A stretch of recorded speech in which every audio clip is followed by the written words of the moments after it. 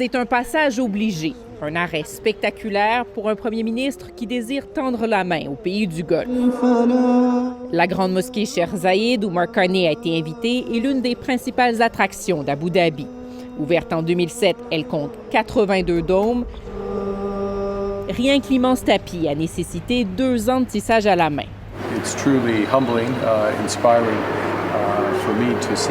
Des symboles d'opulence qui plaisent au premier ministre, lui qui tente d'attirer de riches investisseurs au Canada pour mettre de l'argent, entre autres, dans ses grands projets d'infrastructure. Ça me rappelle des vieux souvenirs. Une stratégie que salue l'ex-premier ministre Jean Charest, qui se trouve à Abu Dhabi, car il siège au comité des affaires entre le Canada et les Émirats.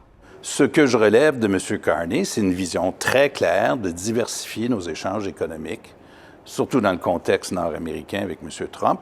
Le Canada repart avec 2 ententes, l'une pour stimuler les investissements, l'autre pour entamer des négociations en vue d'un accord de libre-échange. C'est l'accord de libre-échange qui est le grand prix, qui est vraiment l'objectif fondamental.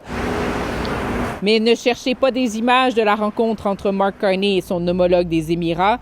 Les médias canadiens n'y ont pas eu accès. Une interdiction imposée par le pays hôte.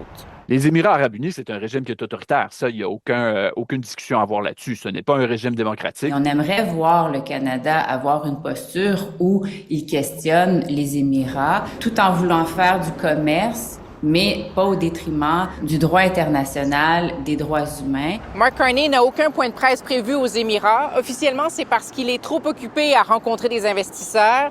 Mais peut-être veut-il aussi éviter des questions embarrassantes sur des sujets délicats qui auraient le potentiel d'offenser son nouveau partenaire d'affaires.